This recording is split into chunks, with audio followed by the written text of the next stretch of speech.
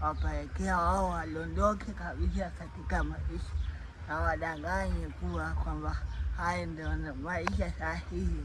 Hebu tai kukumbuka kwamba ukijiachia kwako na kuona kwamba dunia yote hii ni ya kwako, hutaweza kufika popote.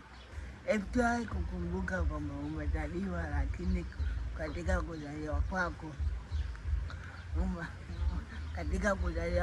ukagundua kwamba wewe ndio jibu na kuna watu wanakusubiri.